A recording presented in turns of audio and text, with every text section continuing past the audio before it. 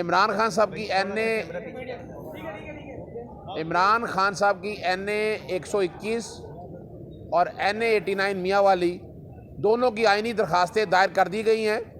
کمال کی بات ہے کہ اسٹیمپ پیپر مل نہیں رہے، یعنی ایک تو کافی درجنوں یعنی سینکڑوں کے قریب جو ہے نا پٹیشنیں، آج بھی کوئی 150 کے قریب درخواستیں آلریڈی لارجر بینچ کے سامنے لگی ہوئی ہیں کاغذات نامزدگی پہ، اور عمران خان صاحب کے حوالے سے بھی 6 نکات اٹھائے گئے ہیں۔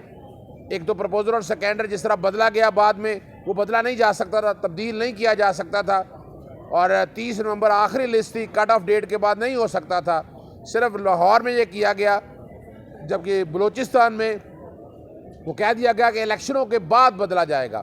دوسرا، دلاور ہمایوں نے عمران خان صاحب کو نااہل نہیں کیا، صرف سزا سنائی تھی۔ تیسرا، الیکشن کمیشن نے بعد میں نوٹیفیکیشن نااہلی کا جاری کیا، جبکہ سیکشن 232 میں ترمیم بعد میں ہوئی تھی، تو اس کا اطلاق عمران خان صاحب کی نااہلی پہ نہیں ہوتا۔ ہم ابھی رجسٹرار آفس سے گزارش کر رہے ہیں کہ پیسے جمع کروا کے جو بھی اسٹیمپ پیپر کا ہمارا مسئلہ نہیں ہے، یہ آج دائر ہونا اور آج فکس ہونا بڑا ضروری ہے۔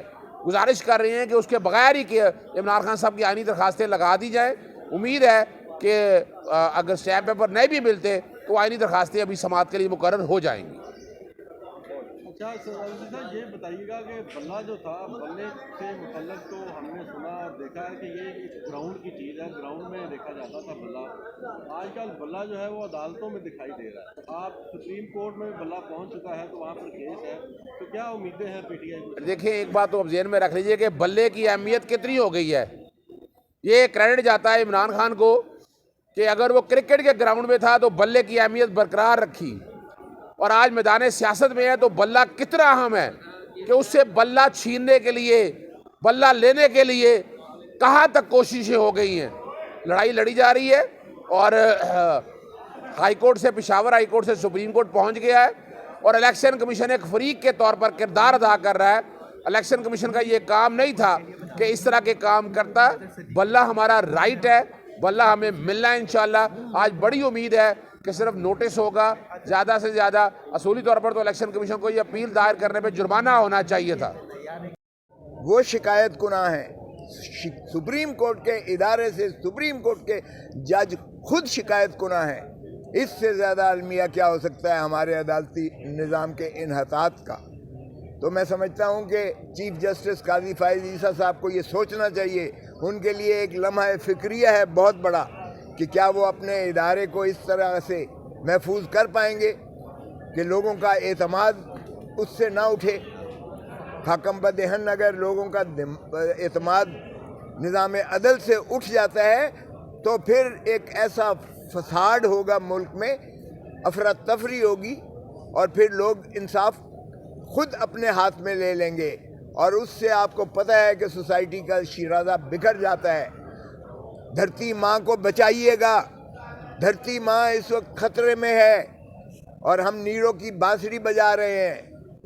مجھے سمجھ نہیں آتی ہے کہ جو مظاہر علی اکبر نقوی صاحب چلاتے رہے، انہوں نے 50 درخواستیں دیں کہ خدا را یہ جو ہے انصاف کریں، اور ان کی ایک درخواست کا کوئی سنوائی نہیں کی گئی ہے۔ ہم نے درخواست استدعا کی کہ یہ آج تک نہیں ہوا۔ جسٹس افتخار محمد چودھری کا کیس جو پریزیڈنشل ریفرنس تھا وہ 10 ججوں نے سنا۔ قاضی فائز عیسیٰ کا کیس خود 10 ججوں کی جو ہے بینچ بنی تھی، اور یہاں 3 جج صاحبان بٹھا دیے جب مظاہر علی اکبر نقوی نے کیا، اور 2 دن بحث ہوتی رہی، اور اسی چیز پر جو ہے ہم نے واضح کر دیا کہ 209 آرٹیکل میں 2 ہی طریقے ہیں جس میں جو ہے کمیشن وہ اختیار سماعت حاصل ہے اس کو، اور وہ ہے ایک پریزیڈنشل ریفرنس، اور ان تینوں کیسز میں جو میں نے عرض کیے، چاہے وہ افتخار محمد چودھری کا تھا، چاہے وہ جسٹس قاضی فائز عیسیٰ صاحب کا تھا، چاہے وہ جسٹس شوکت صدیقی کا تھا، ان میں صدارتی ریفرنس تھے آرٹیکل 209 میں، جس پر کمیشن نے جو ہے وہ ایکشن لیا تھا۔ اور پھر ایک منٹ جی، اور پھر اس کے بعد یہ ہے کہ یہ جو ہے دوسری طریقہ یہ ہے کاگنیزنس لینے کا کہ on its own source source on its own source, किसी की दरख्वास्त पर, कंप्लेंट्स पर नहीं आज तक हुआ। और देखें अगर इस तरह से हमारा एडवर्सेरियल सिस्टम ऑफ जस्टिस है, एक फरीक के हक में फैसला होता है, दूसरे फरीक के खिलाफ फैसला होता है।